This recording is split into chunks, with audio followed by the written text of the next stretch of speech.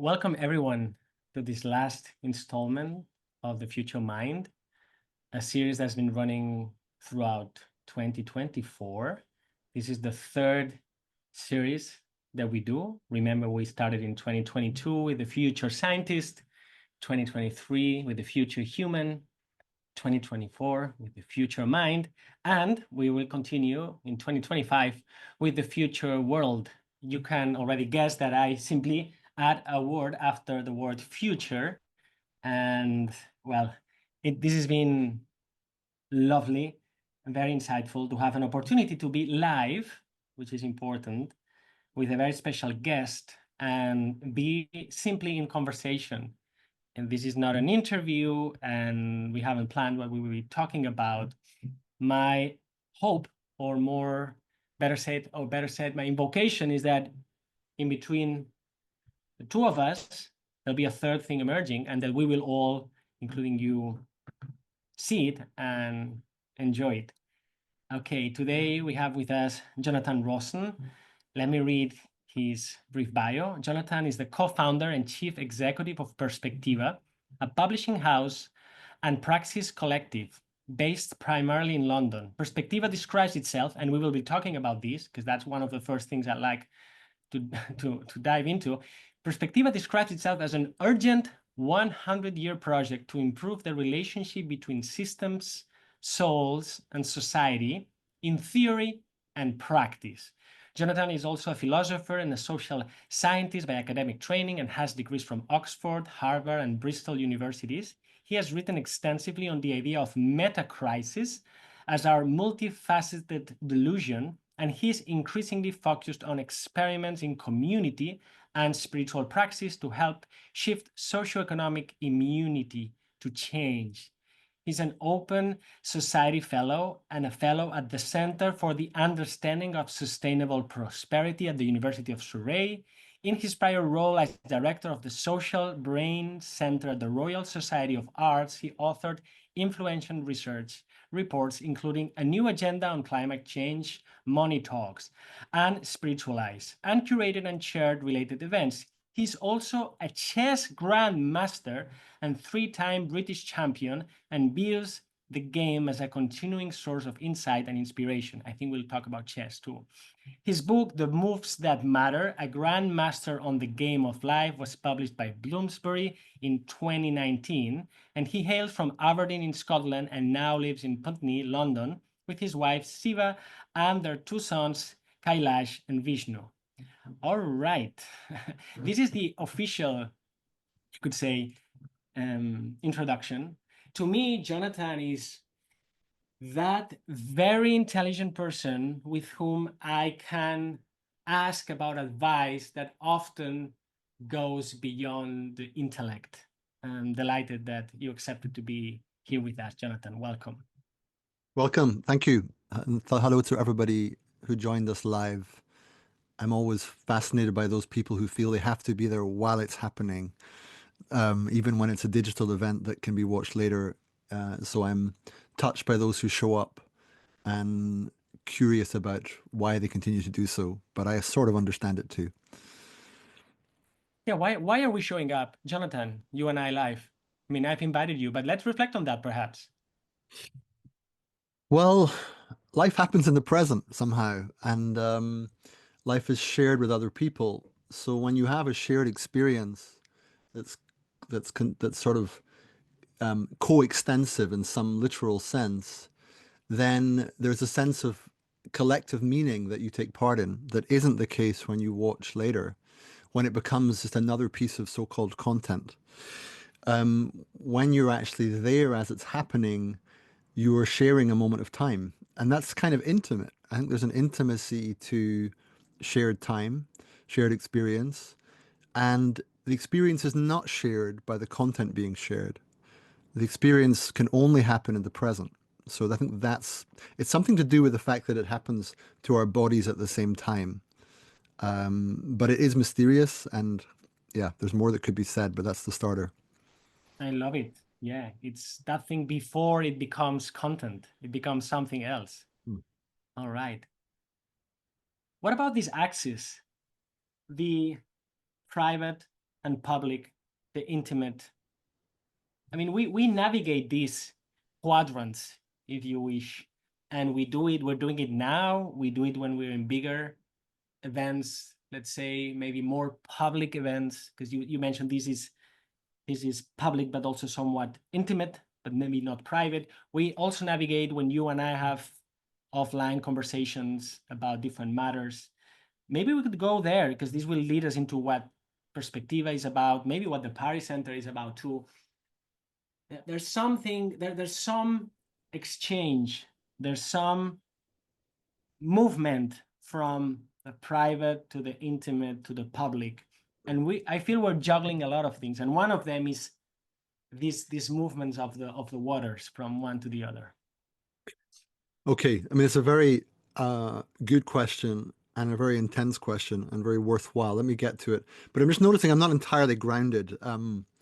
I've had a very busy 24 hours involving a train trip to Southampton with my older son to watch them playing against Liverpool. For those who know English football, we were in the Southampton stands, although my son and his friend were supporting the away team. So there was a certain amount of sort of background stress about the legitimacy of all this. I mean, it's fine. It's done. It's quite common, but it was there was a parental task demand, and then we stayed overnight and we enjoyed Southampton this morning. We took the train back. I then had to drop my other son off at football and got here and just landed. And then it was like, okay, let's go. So I'm very ready for your question, Àlex, about the private realm, but I felt I couldn't get to it until I first shared that. I also feel that I was the only one to get the memo about the Christmas jumpers. But it looks like if anyone else is there in the audience joining me, I appreciate it. So the public-private realm, well, look, it's a really important question for this reason. One of the ways of understanding metacrisis, and we can get detained by definitions there, but the quick version would be everything that's going wrong, the crisis within the crisis. I do write chapter and verse about different ways of defining it, but that's a sort of separate concern. If you just sense that the world is problematic in some way, that's enough for now. When you're doing that, one of the ways to understand it, if you're coming from the Western world, is that it's fundamentally a failure of liberalism, right? Now, liberalism is a broad ideological conceptual term, but one of the key tenets of liberalism, and it's actually central to it, is a separation of the public and private realm. So if you live in Italy or Spain or London or anywhere in the US, you've grown up for the last few decades with this kind of tacit understanding that we have a public domain and a public realm where people, debate each other and are heard by a crowd, or where they present something, or where they petition in some way for social change. And then you go home to your private realm, and what you do there is your own business. You can worship Satan if you have to, but just keep it out of the public realm, right? Arguably, this distinction is problematic for lots of reasons. One is that it's not particularly human. As social creatures, and even as creatures that are interested in shaping our own world, there's a Hannah Arendt reference here in my mind about the need for action, not just labor to reconstitute the world, not just work to kind of make ends meet and make things of lasting value, but action in the sense of that we're world creating beings, that we actually like to shape the world in some way. And therefore, the idea that we should keep our thoughts to ourselves and our prayers to ourselves in one realm, and then come out into the public realm as if we could be that neutral subject somehow, never felt right. But maybe the more practical point is that here we are on the internet. And the internet, of course, even that term now feels ridiculously passé, but it changed the world very fundamentally. And one of the main things it did is it flattened or questioned or undermined the distinction between the public and the private realm. Because here I am in my private realm at home, entering the public realm online, as are the whole audience watching and are the future video audience. And that seems to be the way things are now. And I'm just shared some of my private experience because I felt it was inauthentic not to, because that's kind of where I am as a person. And so I do think that as we trying to find vocabularies that better suit the times we're in, we should question this distinction between public and private as being a legitimate thing. Some would fight for it tooth and nail, and I understand why. That the need for a place to close the door and say, no, nobody comes this way. This is just for me and the people I choose to share it with. But on the other hand, the public realm is suffering and needs more of our personal life in it at some level. It needs to be re-ensouled, re-personified at some level. So there is a conundrum here, and if that's where we want to go, that's interesting enough for me. Well, look, it's you're enacting and embodying this very question even before I knew I would pose it, because yes, you came and you shared that change of state of mind as to jumping into this conversation, and this also makes me think about this idea about minds being porous. You mentioned prayer a minute ago, right? We don't need to go there, but look, if people pray, if we pray, we're praying to something, to someone, right? And it kind of means that what we're doing while we're praying, and it's not necessarily thinking, but that there's some sending of information, and there's a sending back, and also a sending back that can influence other people. And there are wonderful anthropologists, like Tanya Luhrmann, for instance, who've written about minds not being not only literally in our skulls, enclosed in our skulls, but also metaphorically closed. But then this notion that no, our minds are like ourselves. They have boundaries, but there are things coming in and out. And that seems to be the healthy distinction we want to make between private and public, because there are things I won't say in public. I mean, I'm a big mouth usually, but there are things I won't say in public, I think for a good reason. And yet, and this seems like a gradient too, for instance, when we have in-person events at the Paris Center, and then I talk to some of our friends there, and they tell me, look, since we met last summer, we've been having these small circle gatherings on Zoom, and they are quite something. And I wonder, well, how could this be expanded and enlarged into a bigger sphere? So that sounds like a superposition of something that's quite, well, it's private or intimate and also public. I'm asking you this to go back. I don't want to just jump everywhere, to go back to this mission that Perspectiva has. And that's one of the best kind of job descriptions of an organization I've ever read. An urgent 100-year project. And then you integrate systems, souls, and society.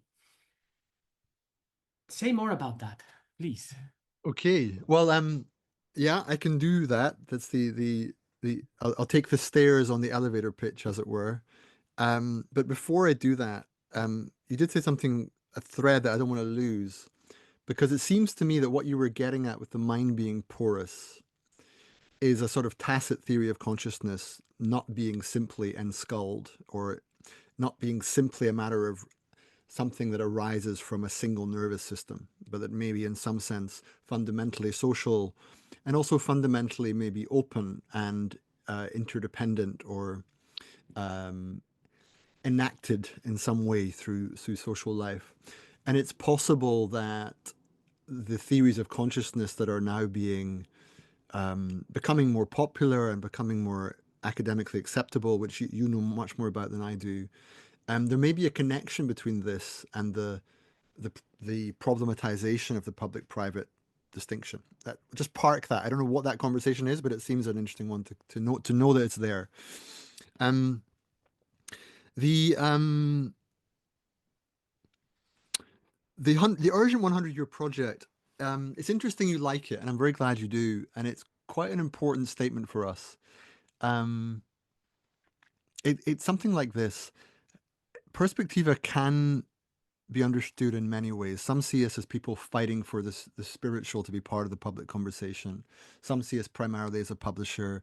Some see us primarily through a festival we run every year.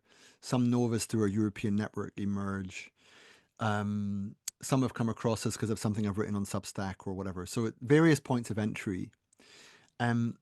Where this line, an urgent 100-year project, comes from is the kind of origin story of the organization, which connects with a meeting between me and Thomas Bjorkman that some of the audience might know. He's a Swedish social entrepreneur with a story of his own, but we met back in 2015, give or take. And we were having similar conundrums in our professional lives. In essence, we were both very interested in what people call systems change. And there's a, question mark over what exactly that means. If I can recommend to the audience a classic text by Donella Meadows, where she speaks about different leverage points within a system. And it's a real, one of these evergreen pieces that I can recommend. But there she speaks about the biggest leverage if you really want to change the system. And now the system can be the family, it can even be the psyche, but the psyche, the family, the organization, the community, the nation, the international system, the planet, right? So the system, it needs a boundary in order to be a system, but in principle, the system can be almost any size. But a lot of people go around talking about changing this system, by which they often mean something like late capitalism. But the reason that's relevant here is to change the purpose of the system, the goal of the system, is arguably the biggest thing you can do. Like the biggest leverage is at that point. And it seemed to me that in order to change that level, you need to get into some of the prior levels relating to states of mind, states of heart, values, sensibilities, cultural forms, our sense of what is normal. My colleague Ivo Mensch at Perspectiva increasingly speaks about priors as a way of making sense of this, that culture has a certain number of priors, things we just take as givens. Some call it social imaginary or collective imaginary. There's a whole theoretical way of framing that. This is a long way around to answering your question, but the story is that essentially I began to realize that that's where the work had to take place, at least for me. It was my job to try and make sense of that. But the reason for that, and this comes to the statement, is that I had been working on climate change, or as I now call it, climate collapse. And I don't call it climate collapse to be shrill. I think it's descriptively more accurate, sadly. And I got to the point where I realized that nothing was really going to change technocratically, that you could have a slightly better carbon tax and you could incentivize renewable energy, and you could even try to reduce fossil fuel infrastructure in various ways. But when you really saw the problem writ large, it became clear to me we're not going to, in any sense, solve the climate crisis. It's going to be with us. It's going to be the theater in which we live our lives. All of my life, all of yours, probably, Àlex. It's going to be with us. It's going to be ever present. Now, it's not just climate. It's, of course, all the other ecological problems, not least biodiversity loss, and all of the different panoply of problems about governance and society and culture that characterize what I call the metacrisis. And the reason that matters is that you're trying to get at the right disposition, the right state of mind and heart and focus to grasp that we're going to be living with a predicament and a conundrum for many decades now. So on the one hand, it's urgent to orient yourself correctly, to see clearly, to sort of tell the truth and reckon with where we are. That's the urgency. It's essential. But it's a 100-year project because it's not a we can fix it mentality. It's not a let's solve this problem, because it's not a problem. It's a world historical predicament that is decades, if not centuries, in the making. And therefore, we can only find the right disposition if we realize that once we have to have a kind of metanoia, a shift of heart and mind, that's the urgency. But that's just the beginning, really. That's not going to solve it by itself. There's going to be no eureka moment in which everything is solved. Even if tomorrow we all had some massive spiritual transformation and became bodhisattvas overnight, there would still be decades of work to do to change the world for the better. So there's a great deal already in play. This notion of hysteresis is quite useful to make sense of things, like the sort of state of the system that's already baked in. Once you really understand that, we're fighting for, yes, our own sanity and our own sense of purpose. But yes, realistically, our children's futures and their children's viability. So the Urgent 100-Year Project was driven by my reading of the climate crisis, but not just as an environmental problem, but what it means for civilizational failure. If we're unable over decades to align power with knowledge, to grapple with the most fundamental threat to our only known habitat, then the problem is a question of delusion. It's a question of not seeing clearly, which is why working on delusion becomes the root cause and it informs the goal in the Meadows sense. It's like, what is the goal? Well, it has to be, one of the steps towards that has to be seeing clearly. It has to be sanity before we can even get to a goal. Something like that.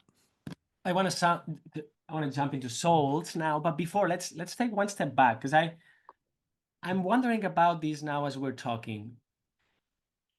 Are we saying the world is broken and we need to fix it? And you just alluded to that. There's a realignment. I like how you put it, but it's not about finding fixes. And we all know very well the work of Ian McGilchrist, right? And so it's not we're saying, oh, we make a diagnosis with the right hemisphere, and now the prognosis is going to be taken care by the left one. No, but sometimes we or I sound, or my thoughts sound similar to what my transhumanist friends also think, although they're very different in their approach. Like, oh, there's something really flawed. Also something very flawed right now, like this apocalyptic kind of narrative, like things are screwed up. And I'm not denying that, of course, and we need to fix them, as opposed to saying, yes, but in a way, such is life. You want things about one's personal life, not a civilizational scale yet.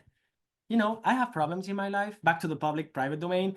I have really ugly things that have happened, but also very beautiful things. And I could be all the time trying to kind of unbreak my heart, if you want, and put a lemon Unbreak my heart. Yes. Yeah, sorry, the song just came out there. With the piano behind. Or say, well, maybe there's a third virtuous middle between everything's going to be all right, or look, the world is collapsing, and we should be trying to position ourselves there. I mean, the way I feel about this is not a fix-it mode at all. It's the opposite. It's something like we've already failed, right? But it's not, but it's also, we've already failed, but it's not a counsel of despair. It's not one of saying, there's nothing you can do, or there's no point, or there's no viable future. That's not it at all. It's actually a diagnosis that says, now there is part of the problem here is the intelligibility of language. When you say we, what kind of net do you cast, right? But when I say we, I mean the planetary we at this point, but I recognize that that's an ambiguous idea. But writ large, in terms of the powers that be and the effective agency we have collectively, we have fundamentally failed to deal with a very significant threat to the viability of our habitat. Most people don't realize the extent to which, since, and I'm going to, as I say, it's not just about the climate crisis, but it's such a clear signal that it's worth staying with it. We have known for many decades that we're causing this problem. We're already seeing the effects, and we have been for some time now. Every year, there are people literally dying because of it. But the signal does not change. We're still increasing our fossil fuel use. Emissions are still going up at scale. We do not seem to be grappling with what the problem signifies. We have not grasped the meaning of climate change, right? Yeah, there's billions of pounds being spent trying to deal with it. There's, massive conference of the parties meetings. There's government departments and so on. But look at the signal. It just goes up relentlessly. And this is because we haven't really had our metanoia moment. We haven't had the reckoning. So I'm not talking about fixing the world on its current terms. I'm saying that the world manifestly is deluded in its current approach to what it is and what it's for. Now, of course, that doesn't apply to everyone. And many people living their lives innocently and happily, and, good luck to them. And this is not as though I'm not even complicit. I also live a Western lifestyle and all that means in terms of ecological footprint. It's just a way of contending wholeheartedly with the state of affairs that we're in. Um, the implication for me is I don't think we can really grapple with ecological collapse by better governments or better policies or a so-called transition from one kind of energy to another. I think what the problem means, if you look at it closely enough and you see how it's played out over decades, is that we are very profoundly stuck. We're stuck in a way of seeing the world, and this is where it gets philosophically more interesting, which is arguably modern. And there's something about modernity unable to stop itself. You spoke earlier about problems and solutions. One of the best descriptions I heard, written, I think, by somebody called maybe Jeff Mann, I'm forgetting the first name, but I think Mann was the second name, in the Boston Review. He's writing about, I think it's called It Was Not Supposed to End This Way. Somebody can maybe find that in the chat, but it was called It Was Not Supposed to End This Way.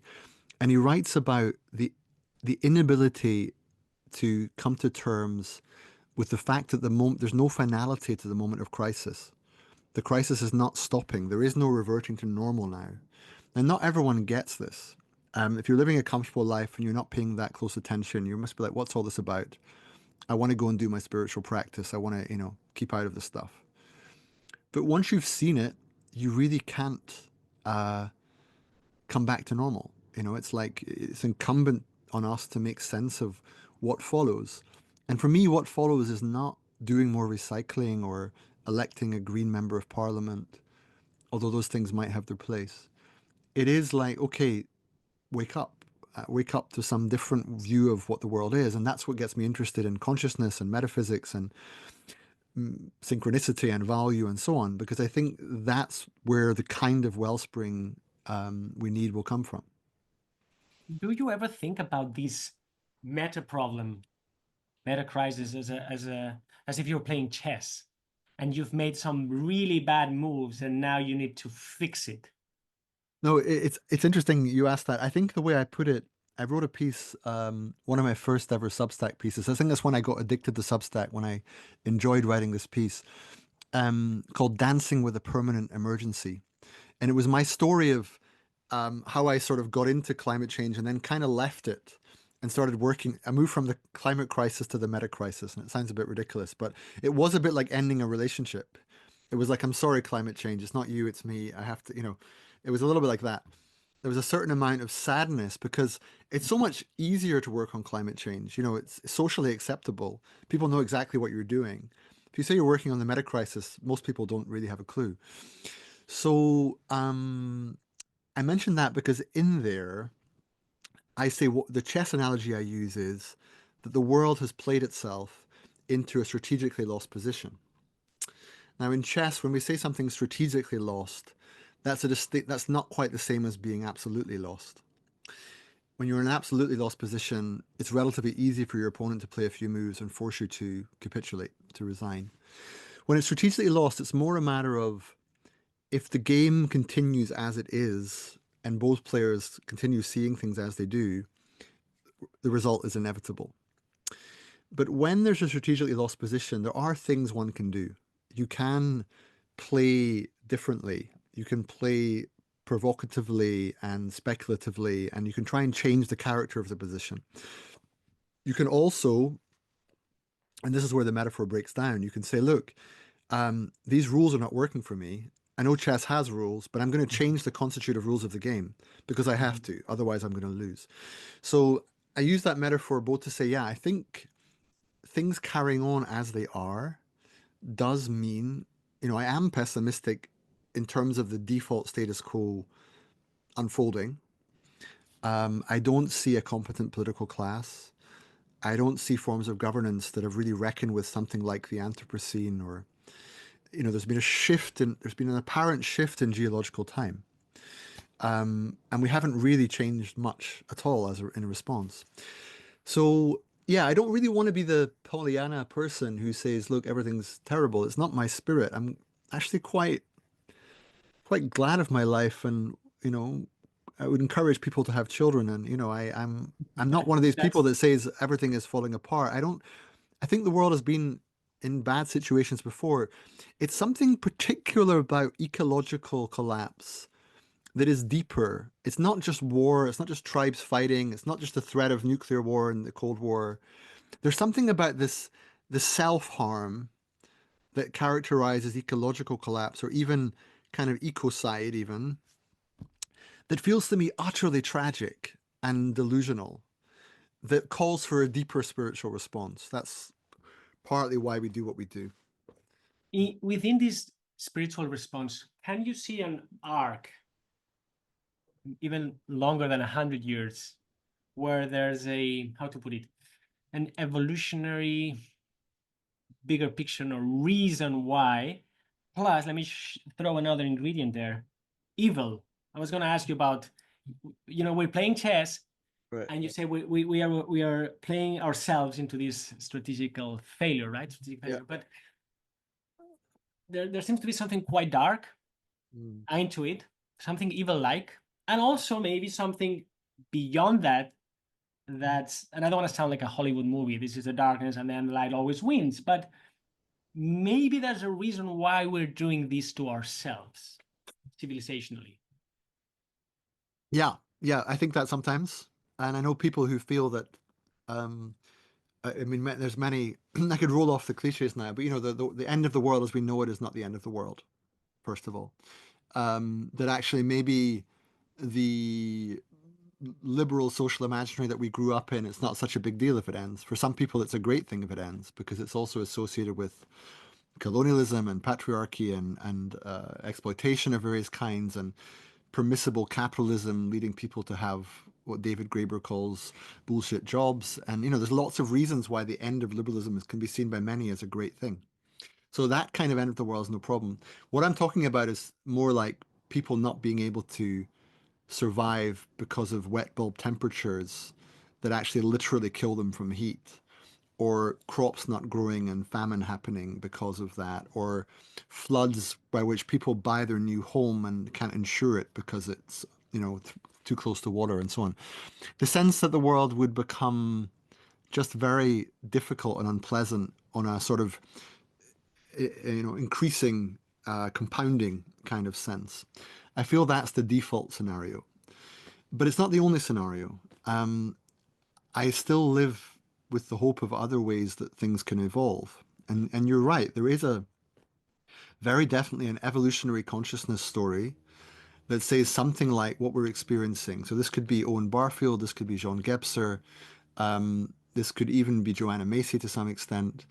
But this is the story of the breakdown in the what Gebser calls the mental rational function, whereby the world's becoming less intelligible. And Timothy Morton does a good job of hyper objects kind of breaking the intellect, essentially. We're at that phase where we're recognizing the intellect has kind of had its moment as the driver, as the sovereign agent, and it needs to now still be there in the car to be consulted, but somehow something else has to drive. And that might be the heart, that might be the body, that might be the soul. But somehow we're entering a phase of culture where it's less mental rational. However, as I say that, I feel the new age music and I don't like it very much because I'm also hearing the techno optimists and the transhumanists who have a very different view of things. There's also an accelerationist philosophy that says the end of humans is not such a bad thing. We have to make way for the machine. That's not my view at all, but there are those who see it that way. 1 degree down, you have people who think we'll somehow become cyborgs and find ways to deal with all of our illnesses through a mixture of AI and robotics and yada yada yada. And then you've got one stage down from that, you've got the simple techno optimists who say, look, things are not that bad. Bill Gates is one of these people. Yeah, 2 degrees and beyond of climate, of average mean surface temperature above pre-industrial levels, to put it technically, is not that bad. It will be particularly bad if you're in the equator, and some people there will die. But, and he goes on like this. But it's kind of sociopathic. I think if you're human, you can't stand the thought of avoidable harm coming to your fellow humans through our own delusional complicity. in a world that doesn't seem to make sense anymore and isn't really growing up or isn't learning in the way it's meant to. So, yeah, I've lost track of your original question, but that's where I Well, got to. Yeah. well, I've mentioned evil and you haven't touched on it. Oh, We'll put it there in case it want to no, come no, no, back. no. It's a good, no, no. I love to talk about, no, it's not spoken about enough in some ways. Um, yeah, I don't know quite what I have to say about evil, but I'm glad you bring it in because, Well, don't be so glad. no, glad in the sense that it's sort of necessary to attend to the possibility of evil. Um, yeah, this is part of the reckoning and part of coming to terms with how difficult it is now to see a viable future for give or take 9 billion people. There's some good news there, by the way. Population growth doesn't seem to be so bad. It looks like there's a good chance it will not get that as high as we previously thought, which is broadly a good thing, although I only say that because it's one less thing to worry about at some level. It appears that on population, there's a recent Club of Rome report suggesting it may not be like 11 plus billion by the end of the century, but more like 9 or something like that. I forget the exact details. Anyway, I sympathize with people listening to this who think, it's just a lot of worrying about the world, but really, what are you going to do to spiritually evolve and so on? And for me, I think this is really what defines Perspectiva's work. It's linking the two things. It's, I don't know what I'm reminded of. I'll come back to evil in a second, but I'm reminded of just a little anecdote about what happens when we die is that we'll go to heaven and God will say to us, "Where are your wounds?" And you'll say, "I don't have any wounds." And he'll say, "Was there nothing worth fighting for? Was there nothing worth fighting for?" And I think for me, a truly alive spiritual life, the people I admire, Mahatma Gandhi comes to mind, but they're in that sweet spot between seeking the real metaphysical truth, but also trying to apply their body and their energy to contend with the world and the problems that are in it as they see it. And the problems go on. It's not as though you fix and get to some kind of utopia, but you do your bit in your historical niche to do what you can. Maybe Evil. maybe maybe that hints, sorry, about the evolutionary arc I was alluding to, because maybe this is the work precisely to go meta. 'Cause we have a meta crisis, but then it seems like we're trying to articulate a meta story. And also you spoke about a kind of a meta intellect, like something that goes beyond. I mean, some people call it post, and post, they use the prefix to signify at last something is, we're leaving something behind, like post materialism, post modernity, post this, post that. But I also wanted to touch on the meta. So not the post, like it's behind, but the meta seems like we're going upwards in a way. And to link it back, and sorry if I throw different lines, just take it wherever you want. To bring it back to chess as well, I wonder when you're playing chess if there's some moments that are meta rational, and that's how you move forward in the game. Mm. I mean, I think I followed you, and I think I got about 6 questions out of that.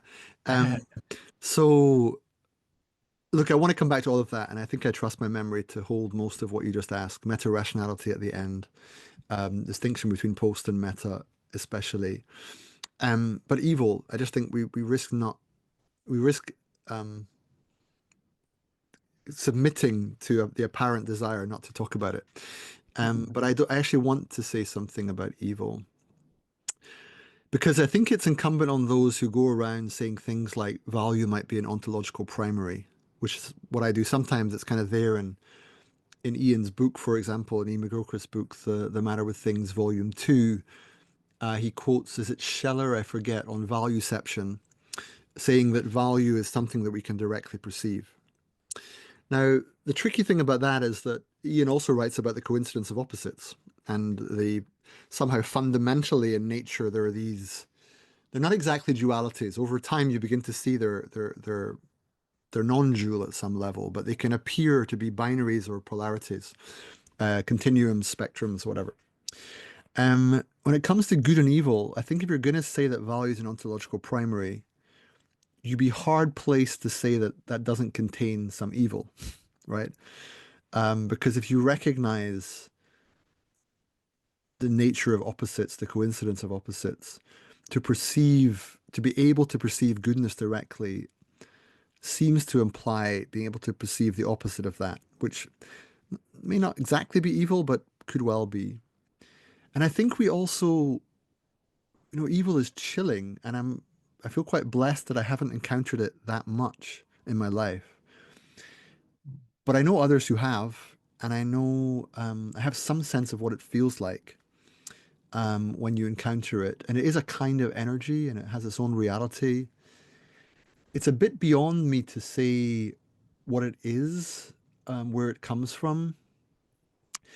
Um, but I do think it's important to reckon with it, so that when we're making our sort of theorizing about the state of the world and what might happen, that we have to factor it in. A few years ago, I wrote a piece called The Impossible We. And one of the premises of The Impossible We, although I didn't use the word evil, I was recognizing the enduring nature of, for example, corruption, that many countries of the world still have huge problems with corruption, such that any money that goes there gets siphoned off by private individuals who have power and misuse the power to take money. I was also talking about sociopathy, which is not exactly evil because you can be a relatively benign sociopath, but it typically somebody who doesn't really empathize or tune in with other people or care about them. Psychopathy or being a psychopath, somewhat different. That can be actually more manipulative and more dangerous because they're actually using people for their own ends. But then evil as dark energy and somehow seeking to destroy, and the malice that's contained within evil. Yeah, it scares me a bit. I don't deny its existence. I also think it's an interesting challenge because, as we say,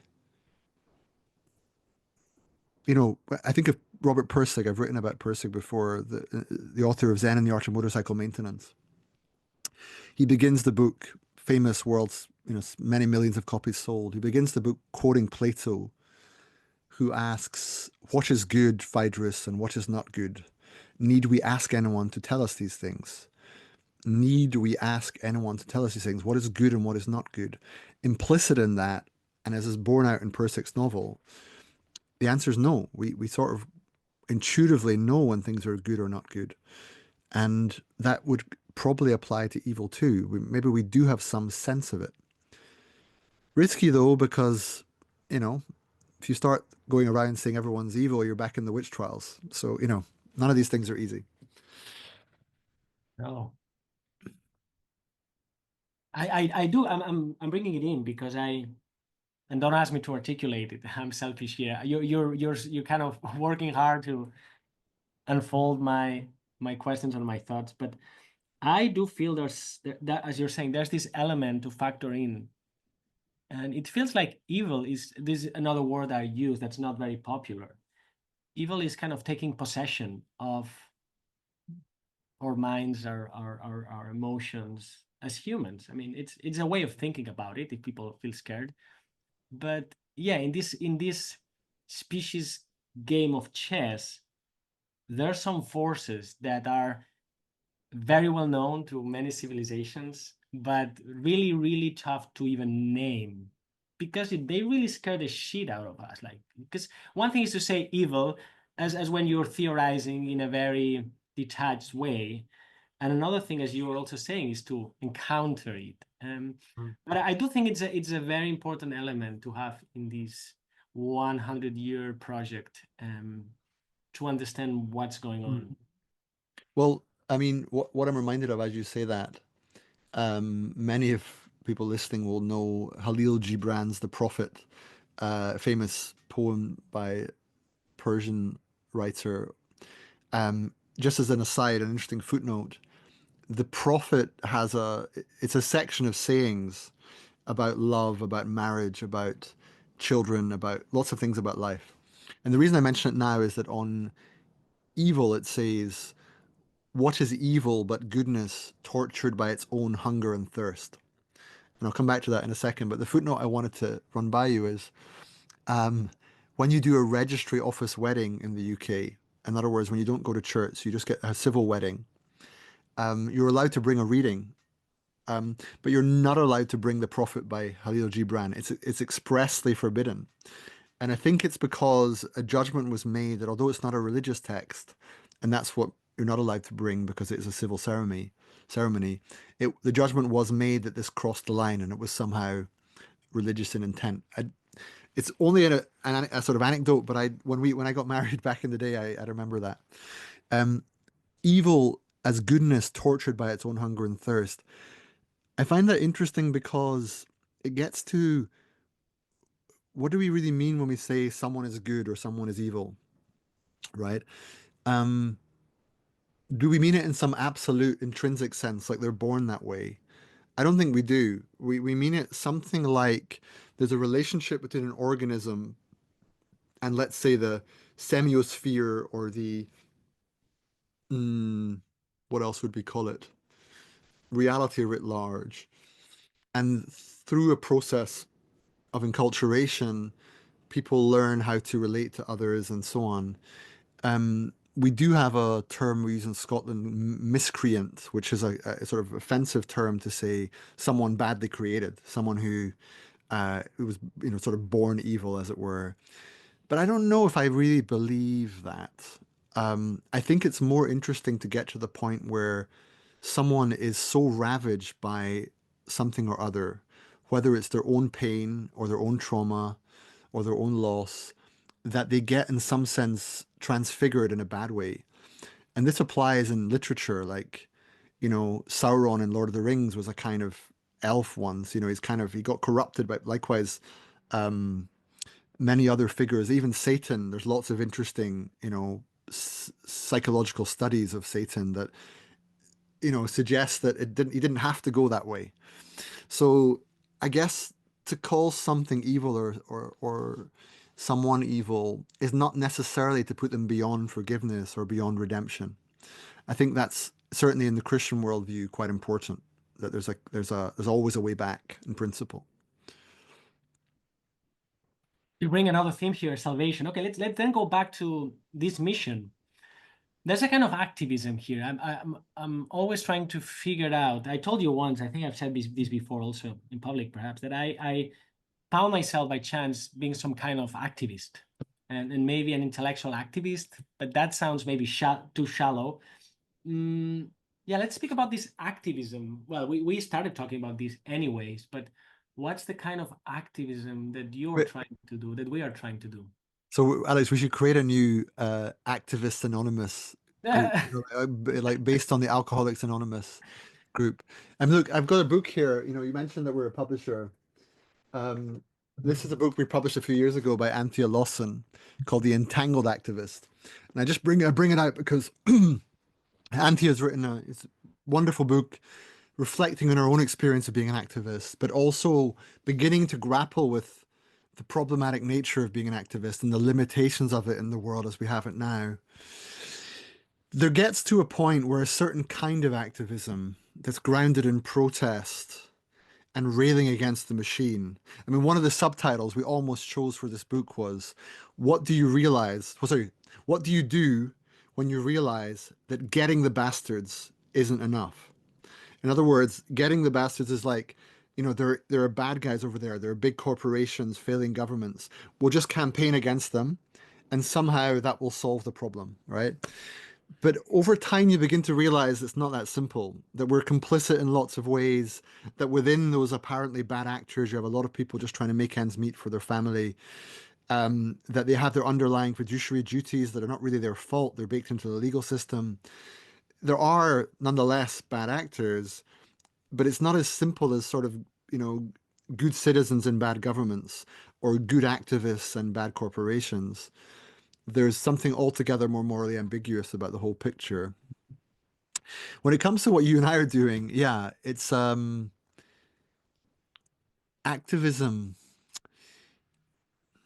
I'm not even sure it's quite the right term. So here's an interesting way of looking at it. Recently, I've been thinking quite a lot about Hannah Arendt, who is brilliant and beloved, of course, by many.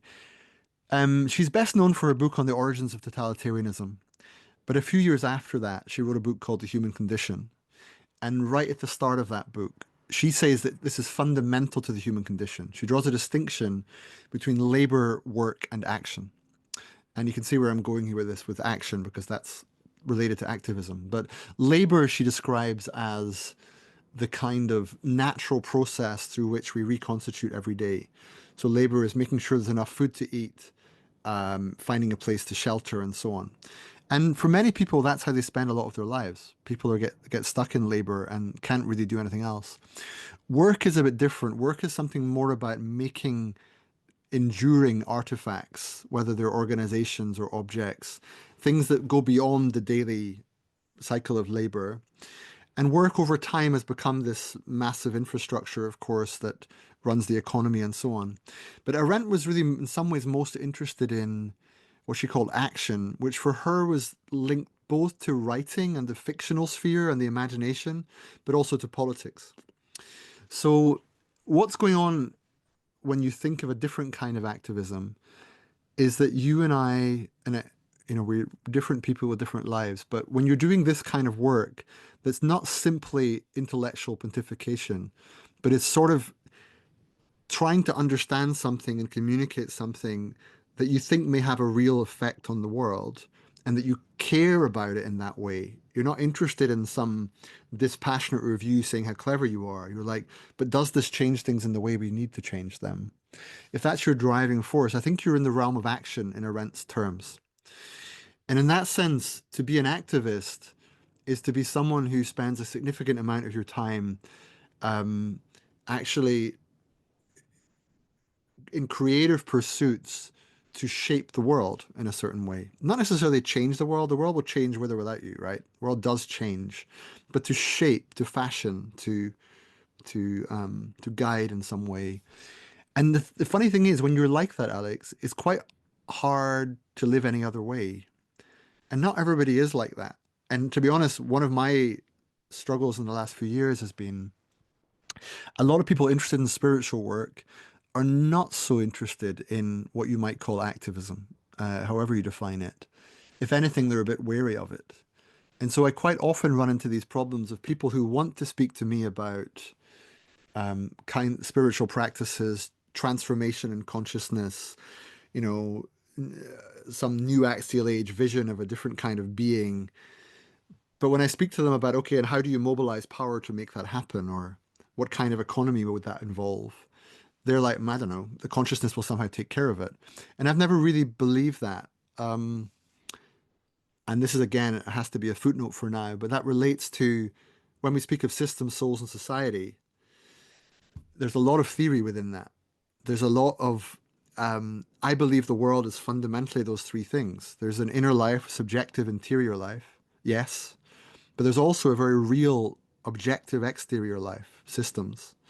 And then there's this intersubjective and interobjective institutions, cultures, discourse, various kinds of practice. And really to change the world means all three of these things have to be aligned. You have to change the relationship between the three of these things.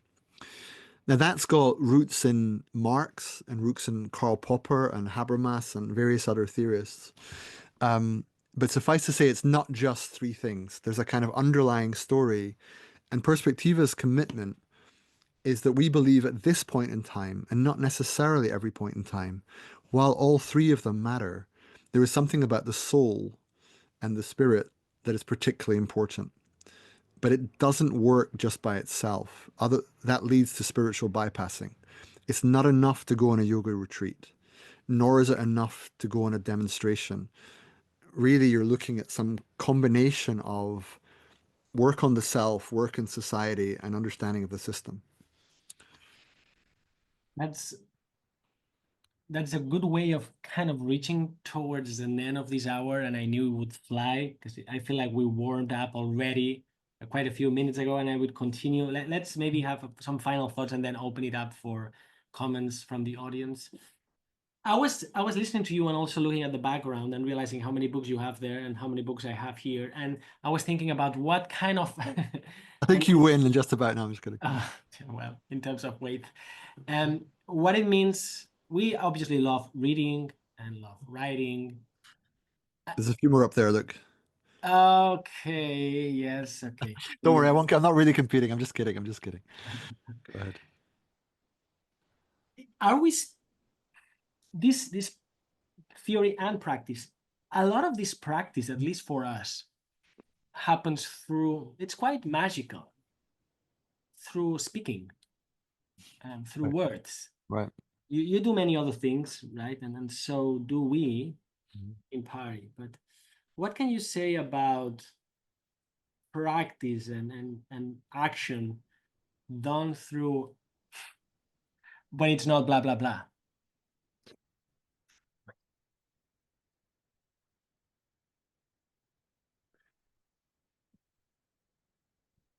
It's interesting you say that now because the person who made the biggest impression on me this year, of all the things I've read, and I've written about this, as those who know my work will know, is Cynthia Bourgeault. She's a Christian mystic, no less, but she is also a scholar, an activist of sorts, but mostly she is a spiritual teacher who hosts retreats. She's written many books, um, and she really touched me and kind of inspired me in lots of ways. And the reason she comes to mind now in answer to this question is that if you could summarize the nature of her work, it would be the challenge of putting the mind in the heart. That's how she puts it. And this pertains to her main practice that she recommends and does, called centering prayer, which is not unlike transcendental meditation that I learned many years ago and still practice. But it's a little different. It has a Christian lilt to it. Um, and I mention her now because when you find the right words and they really come out of you as if you're transmitting, and then it's a beautiful thing. And it doesn't happen all the time. And I'm not sure you can force it. You can make yourself more or less ready for it. Already today, I described my circumstances leading up to the call, and to be kind to myself, I don't think I can be as present as I might be if I'd just been on retreat for a week and come, fully present and ready for everyone. And I think it is unreasonable to expect that. But I do think there are different registers, that there are moments where you speak from your head and other moments where you speak somewhere closer to your core, your heart, and even other parts, but you can speak from a different place and it feels different. What I can also say is that there are moments where you find yourself welling up, where you feel the words that you're reaching for move you quite literally, such that your body physiologically responds by bringing your tears as kind of messengers to say what's being said now, what's being felt now is really important. And I think we need to heed those moments and also, in some ways, encourage them. Try to get to the point where, when I took writing classes back in the day, when I was a master's student at Harvard, shout out to Jane Brock, who was my teacher. She once said to me, "No tears for the writer, no tears for the reader." And I think her point was just, unless you're really struggling with that, how to articulate the poignancy and importance of something, the reader won't feel it. I think the same is true of speech. I think something is transmitted that is fundamentally emotional. And even with relatively abstract intellectual work that you and I work with, it is possible to get to the point where you say, no, no, this thing here, that really matters, that particular point. And when you get that, it's a lovely thing. I won't add much. I'll say literally to be continued. Thank you, Jonathan. Pleasure. All right, now there is time for any of you who wish to intervene, make a comment, a question. Raise your hand, and that'll be easier for me to spotlight you. All right, Yasmin. Go ahead, please. Yeah, thank you so very much to both of you. This was so juicy, seriously. So let me see. Yes, so I had two questions. Number one is on the whole question of meta and, like as opposed to kind of like I would use it as opposed to like supra. Right. So something that goes beyond as opposed to something that goes higher. Mhm. But then there's that whole question. It seems to me like the breakdown of the notion of good and bad Mhm. is one of the things that's on the horizon, without which it's quite impossible to get out of where we are. So that would be my first question. My second question is about evil. That was so wonderful to listen to you.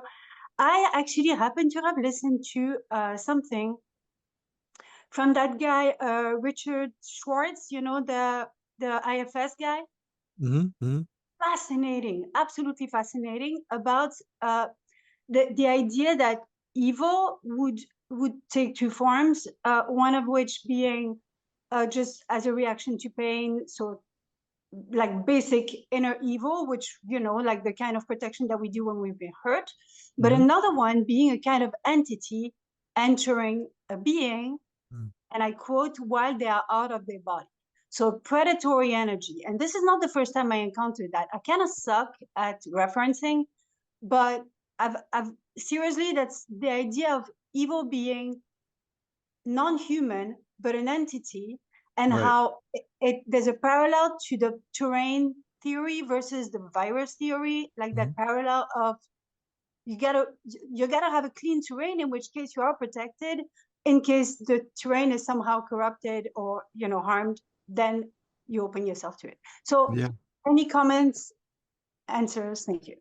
Right. Gosh, well, thank you, Yasmin. I mean, I feel I should say here that I have no esoteric credentials that would give me any real authority here. I can only speak from my suppositions, really. What I can say first is that when I mentioned Cynthia Bourgeault, she does have a kind of metaphysics and cosmology that recognizes different densities of matter that correspond a little bit to qualities that are relatively angelic and relatively demonic. And again, to take seriously the idea, as I did in my most recent post, that we may have synchronicity like experiences where the universe is in some sense winking at us meaningfully. And Carl Jung did this. I find that even Schopenhauer apparently alluded to these things. So it's not unusual to suggest that there's some kind of meaning making going on between us and the world, and that what's communicating with us might be an aspect of our consciousness. It might be part of the social field. It might be something to do with uh, morphic fields, morphic resonance, whatever.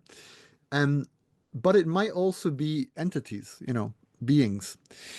Um, and if that is the case, again, it's incumbent on us not just to tell the sunny side of the story, but also to recognize that at a lower level, if that's the right term, or a level that's more dense, um, that actually you can have demonic entities and entities that wish us harm, or that what I can say is here. Again, I have no expertise, but I've noticed that Peter Limberg over at the Stoa recently invested some energy in these questions, and he spoke to experts who do actually do things like exorcisms and so on. And I was intrigued to see these conversations, and the verdict I got from them was that in most cases, apparently, and again, I'm speaking secondhand here, that where there was an atmosphere of love and sort of a kind of acceptance, that these entities tended to sort of disappear, or they didn't resist in some way. Now, again, that's not my expertise, it's just what I've heard. And I don't really know where we are. Like Àlex is a scientist and, in an academic department, and here we are speaking about demonic possession. And I find it hard to know what kind of epistemic agility is possible in these matters. Like when I say that, I mean, what does it mean to know such things? What does it mean to accept or reject them? What does it mean to be open to them, but not necessarily accepting them? Just thinking there's something anomalous there to be explored. That's kind of how I feel about it. It's a sort of intrigue, curiosity, not ruling anything out on principle, but not ruling everything in such that I become crazy. You know, there has to be some discernment and some judicious rejection of some ideas as well as accepting them. Um, yeah, it's who knows what the full metaphysical picture is. I certainly don't, but I think it's good to keep talking about it. Yeah. I have many things to add. Yasmin, thank you, and thank you, Jonathan, again.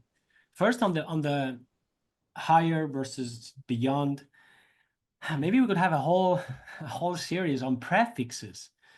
They're fascinating, right? Like I often speak of words like when we break atoms at the CERN. You know, if you break the words, they kind of emit some other particles, and they tell you much more. So yeah, meta, higher, supra, beyond, post, materialism, supernatural, pseudoscience, paranormal, extraordinary. Like there is a lot going on there. That's Yeah. one.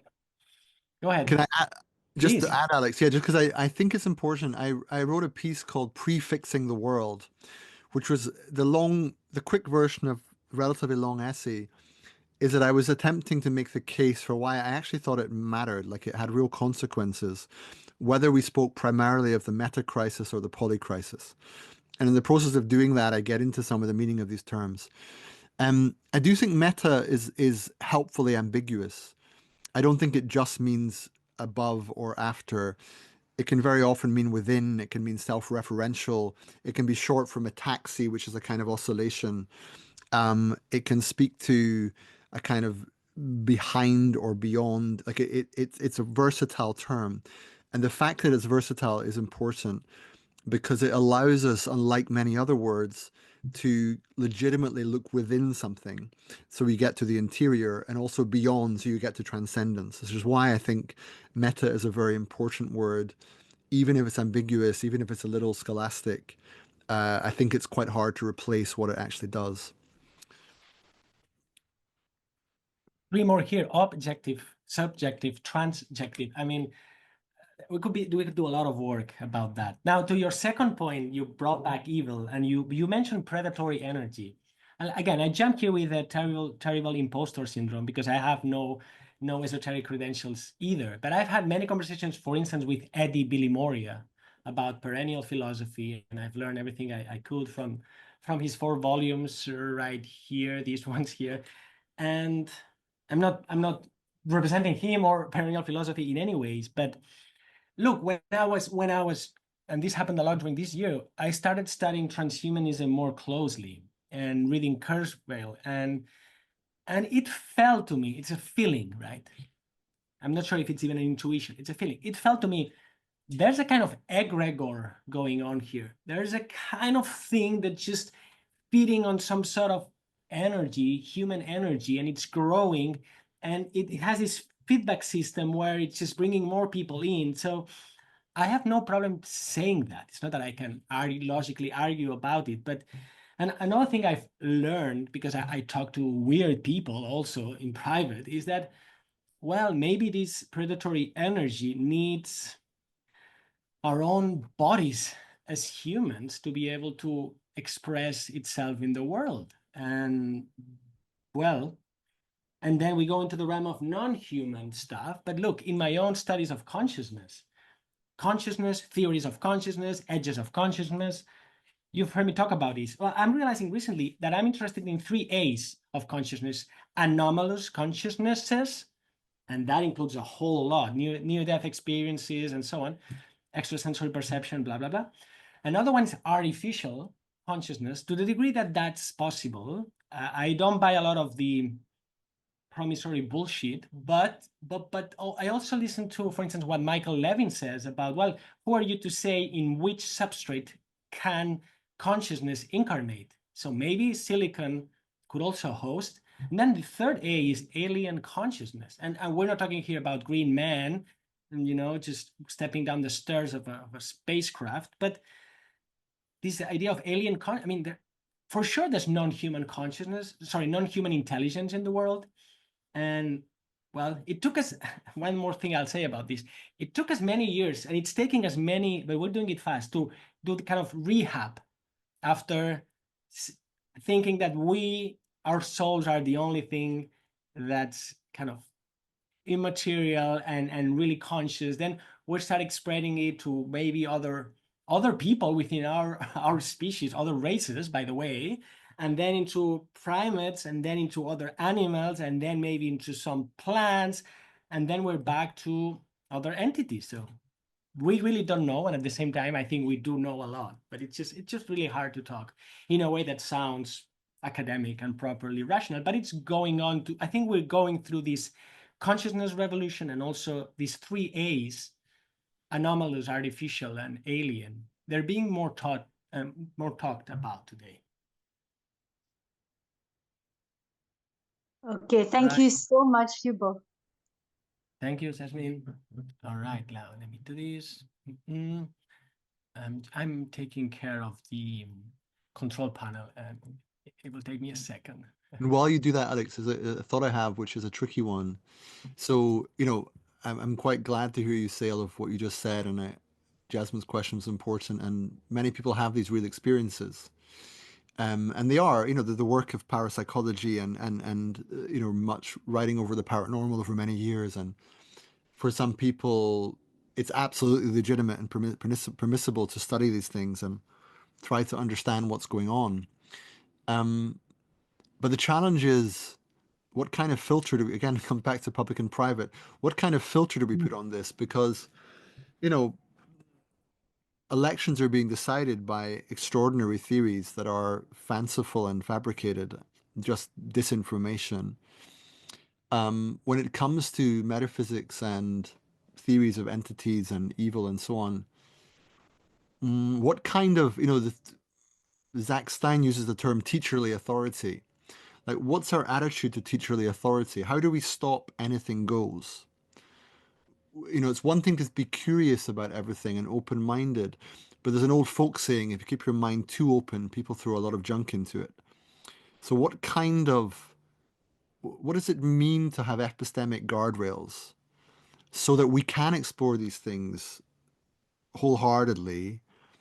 But then when somebody says, you know, I think there's a yellow alien in my basement, and I think he rules the world, we say, well, think that if you like, but I don't really want to have a public event about it. I'm not sure it's that valid. She'll say, well, aren't you being a bit elitist? You know, that's my theory. Why is your one any better, right? It's an extreme example, but what do you do with cases like that where people want to say, and what about this? And what about that? And what about this? The risk, I feel, is that we lose track entirely and the world becomes even less intelligible. So I'm all for these explorations, but I don't know how to do it in a way that doesn't become a kind of, I don't know, epistemic kind of flood that sinks us all, you know? There is a risk. You know, some jobs have risk attached, and I speak for myself. When I study the edges of consciousness, I'm at the edge of a cliff all the time, and I could fall. But it's a price I'm willing to pay, and I'm not asking everyone to do it. And I'm with you, Jonathan. And at the same time, look, if I can use another metaphor, and now we go with Glenn, who's been patiently waiting.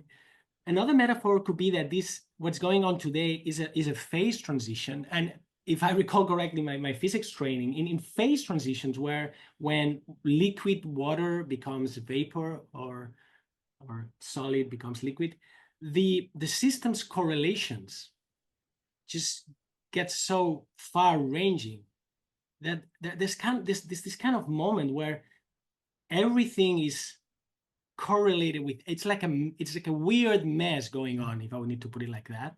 And maybe that's what we're going through. And that's why I was asking you before the arc of this, because maybe we need to go for this rehab. We need to go from a place where experts say, science says, the church says, you shut up, you're stupid, you're crazy, to anything goes, so that we can finally just find this kind of transition into this other state of mind in this case. Mhm. Yeah. I know Glenn should come in, but I'm thinking of the Amy Winehouse song. They told me to go to rehab, but I said, no, no, no. You know the one I mean. Anyway, carry on. Yeah. All right, Glenn, I'll spotlight you. All right, all yours. Thank you for waiting patiently. Okay, can you hear me? Hi. Yes. Hi. Yes. Hi, thanks. I hate to change the subject from the phase shift and the change in atmosphere that may be happening, and it kind of reminds me of a book of Kurt Vonnegut called Ice Nine, where water actually has the ability to learn a different way of crystallizing, and I don't know if Kurt Vonnegut was a sci-fi writer, really, really brilliant mind. But first, nevertheless, I wanted to go just shortly back to the topic of climate science. And I just wanted to point out that there seems to be quite a substantial amount of literature out there from paleo climatologists that point out that the amount of CO2 in the atmosphere over the vast time of Earth's existence was around 4,000 to 8,000 ppm, and I mean we're currently at around 450 maybe ppm CO2. So and this was times where life was absolutely thriving. And there are also biologists, that will point out that, plants do significantly suffer from a low CO2 level around 100 ppm already. So relatively speaking, for out of the point of view of a plant, we're in a time of relative CO2 depletion. And according to the science that I can see that has been published, we've had very, very fruitful times with much higher CO2 levels than we have today. So me personally, I would just be really happy if the dogmatism in the climate debate would be a little bit loosened up, and there would be just more possibility for different perspectives, because I think it's it's the dogma of thought, isn't it, that is kind of isolates and limits the possibilities of how to move forward. And then I think we get together to exchange and to have different viewpoints to form a bigger network of possibilities. And it's this interconnected web that it's like a brain where more neurons are involved in communicating with each other. And I think this relates back to what we were saying. Why would so many people gather to share this event together instead of just watching it on their own? I think because thought itself, the thought process itself, is the most isolating process that we know as humans. So we know about, or we speak about people being lost in thought, and we can see that the biggest the biggest mental diseases seem to be either in depression, where people just cut out their environment completely, and they're just completely isolated in themselves, or we have different obviously thought diseases like schizophrenia, where people have invasive thoughts, and the thoughts are talking to them, even though there's no external correlate in the schizophrenia of these patients. So it seems that in our thinking, and I think at least for myself, my experience is that when I think, I kind of contract. I concentrate, and this concentration and this contraction means that I sever a lot of ties to my environment. So I'm excluding a lot of, what's going on around me. Maybe, birds singing, or, the wind, the sun, all these environmental factors, I kind of exclude to, narrow it down to just come to a thought. And if it's logical, if it's scientific, then it has some kind of meaning. But if it starts to become, neurotic, then I think you see neurotic patients, they're very isolated in themselves with their thought process. So that said, I think we come together then, at least that in the process of this abstraction and talking and thought that we're developing together. At least now in this moment, we're still somehow expanding that, and we're sharing together in the thought process. But there's also a whole another aspect that I just wanted to touch on, because we hear from the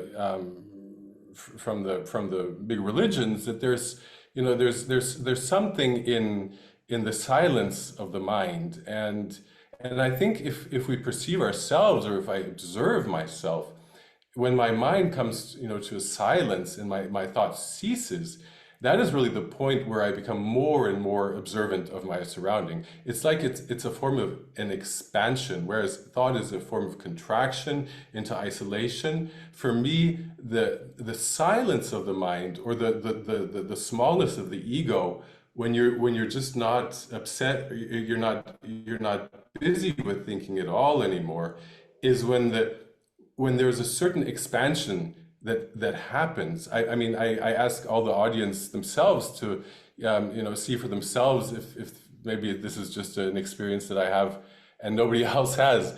But Glenn, do you mind if I interrupt? Yes, I need a please, question, go just ahead. because I'm conscious that if you keep talking, we won't get any other questions. So I wonder if you have a way of bringing. I understood your initial point about some questioning some climate assumptions, and then I understood what followed. But is there anything to crystallize what you would like to Well, ask? maybe Yes, I can. what I'm pointing out is the dichotomy between thought, which is an isolatory process, and what we find in the communion that we have by having a silent mind and having a meditative mind. And if maybe that communion of a meditative mind is actually the greater intelligence of the entire system than the isolated mind itself. Àlex, do you want to go, or should Yeah, well, biological images were coming to mind because we've been speaking about porosity and membrane, and also now what you're saying sounds like the beating heart, and there's a rhythm back and forth. I was particularly concerned with what you're saying. It seemed like you were pushing a bit, Jonathan, against the climate change narrative. I haven't studied this, but what I will say is that there's some topics that sound and probably are very toxic. So if you want to talk about climate change and you disagree with certain positions, or about gender, or about others, and only mentioning them, it's like wait, right? There's something about we could call it the pasteurization of thought. Like some topics look like viruses that infect. The people may think infect some minds, and then they become contagious, and then they need to be quarantined, and they need to be vaccinated. And it's a balance, but I've experienced it recently. Like, just a brief anecdote, and then I'll pass it over to Jonathan, and then we'll have Pam for a last question. I published something, whatever, it doesn't matter. And then there was this academic whom I know personally and who I admire, whose work I admire.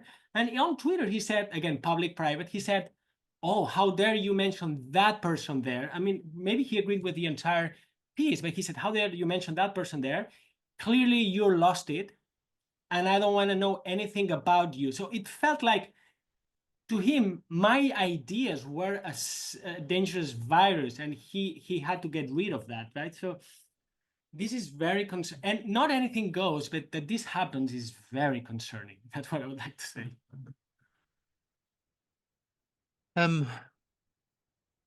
Yeah, so I mean, I can observe that as, you know, as Glenn was speaking, I am in a gentle sense a little triggered because coming to what Àlex says, there is something about which subjects should be kept open, and to what extent, and which things should be taken as axiomatic, and acted upon as if they were. My view is that on climate science, and with due acknowledgement that I don't do the science, I only read it. Sometimes I read it in the actual papers that are published in Science and Nature and other reputable places. Sometimes I'm reading books about the papers, and I'm often trusting, um, trustworthy people who have been working on climate science for many decades. So I'm not just following it blindly as if it's a given social fact, but on the basis of those trustworthy sources and the body of evidence that they trust in, and on the basis of their own methods of testing their assumptions, I think we have a bona fide climate crisis. And I think it is axiomatic. And I do feel quite strongly on this point that, yes, there can be moments to doubt it in certain circles. But I think the burden of proof, the very strong burden of proof, is on those who would doubt it in certain ways, not to revisit it, relitigate it as if it were an open question. In fact, to do that, I find actually slightly offensive, because I think it's so important that we act upon what we understand with some degree of urgency. I think you do need to leave room open for doubt always, in principle, but I don't think it's right to bring it back as if somehow as if we could always relitigate and go from. I think the work has to be. It's incumbent on those who would doubt the prevailing understanding to work hard, find alliances, build the case. But the established position is not supposition. It's grounded in many decades of established science. Now, we know from history that can be wrong. So there's a little part of me that's saying, look, yes, sometimes it happens. But I also think people have been questioning this for many years now and actually not getting anywhere. And it's time to actually take something as a given and act upon it as though it were. We also see it manifest. It's just very real now for lots of people, losing their lives and homes as a result. Now, I don't say that's the end of the discussion. I don't say you can't say more, but I do prefer to treat it as axiomatic and almost make the footnote the question mark for where, yes, we can consider this at another time, but we have to move on. The second point, just very briefly, humans are myriad. We're many kinds of things. We think alone, we think together, we think, silence has its own beauty, conversation has its own beauty. There are emergent properties from conversations. There's time to be alone. There's even research on creativity saying you need both. So yeah, yes to all of that in that sense. Thank you. I would add like moments to doubt and moments to believe. That could be another great discussion. Jonathan, do you have 5 more minutes? Yeah, I think so. Just to take whoever had their hand up already. Yeah. Pam was put it down, but Pam, would you like to come in? Because we only had 2 rather long and interesting back and forth from the audience, but Pam, you were waiting. I think we can have 5 more minutes with you if you want to come in. Oh, I am. Can you hear me? Yes. Thank you, Àlex. And thank you, Jonathan. Fascinating and wonderful. And I had never come across anybody else who used the word metanoia, but you did. And I know about it from reading many, many years ago, Gurdjieff and Uspensky and all of that stuff. But I'm so thrilled with what your proposition for climate change is, and the way you are trying to express our need to change ourselves completely. It's not, as you said, to deal with governments and so-called leaders and economics and everything else. That's not going to do it at all. In my humble opinion, I'm an artist. I've been working for so many years to try to understand things, and consciousness comes into it as well. But I have come to a final conclusion that we are so intrinsic to the earth and to the planet, and I regard the earth and the universe as a living organism. It is a matter of scale. We have cells in our bodies. They act in different ways. They are higher and they are lower. Some of them last for a longer time than others. Suppose, and by the way, I have done a hell of a lot of work on myself too, which I think is a prerequisite actually to try to understand. It depends on what kind of work, but anyway, I have come to the understanding that if we were to think societally of ourselves as cells of the earth of varying different kinds, people, races, understandings, all of that stuff. If the earth is a living organism, we live on it, off it, in it. We're doing it terrible damage. We've given it a huge headache and really bad dose of COVID or whatever is the worst thing you can think of. We are doing it. Our cells are becoming viruses, almost a cancer.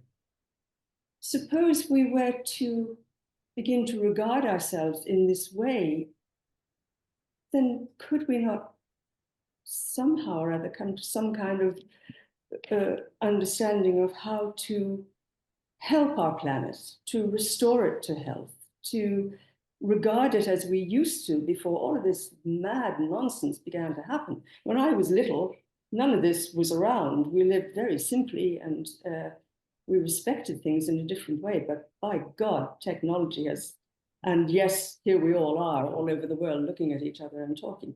It's a great tool. But the flip side of that is not doing us any good. I know this sounds bonkers, but it's the only thing I can add to this otherwise beautiful conversation. And thank you, Àlex, very much indeed. Hope I haven't given you a headache, either of you. Jonathan, continued success is all I can say. Thank you, Pam. Thank you. Appreciated. The main thing your contribution made me think of is it's just a turn of phrase, really, but it meant a lot to me. In circles where people are on spiritual retreat and so on, people often rest in the cliche that everything is one, right? And I think, Pam, you were alluding to that in a certain sense, although you did give a lot of differentiation there. You spoke about being cells, and of course, cells give rise to organisms and so on. But the important thing about everything is one is to recognize that also that one is everything. And these are quite different points of emphasis. I didn't say everything is one. No, I didn't. I know you didn't. But I'm saying this is what your contribution made me think of. Because in a sense, everything is one. It's just that that's not the whole story. Yeah, it's too simplistic. Yeah, because once you see the flip side of this, it changes the perspective entirely. So it's not that there's a kind of totalizing abstraction that everything is the same and everything is ultimately one. It's actually that the beauty and the sacred lies in the differentiation and the uniqueness and the particularity, and what they share and what they inhere in is this whole to which they're all related in different ways. So in a sense, that could be like that. yeah. I mean, I guess I'm just saying that sort of realization of seeing the world differently and seeing our place in it differently is, it's part of metanoia. It's part of the shift we need. And it's probably not quite as some might imagine it would be. It's not some big blast of energy where suddenly everything is very clear. It's some kind of reorientation to the nature of the relationships that comprise us. Yeah. I will leave it here. Obviously, we need to talk more about this, but yeah. Thank you, everyone, for being here, for bringing this on the table. Thank you so much, Jonathan, for your... I shouldn't get used to your eloquence and depth. Thank you very much for being with us today. Pleasure. Enjoy your rest of your evening or days wherever you are. All right. Thanks, Alex, for inviting me, and happy Christmas for those who celebrate it. Yes, and I've copied in the chat a few links consecutively. We'll announce it tomorrow, but these are a great deal of the events we'll do next year. The Future World Online Conversations series, the 25th anniversary celebration of the Paris Center in May, the Consciousness meeting in June, Gentle Action in June, and also the Science, Arts, and the Sacred meeting in September. So stay tuned. Thank you very much. Have a good night.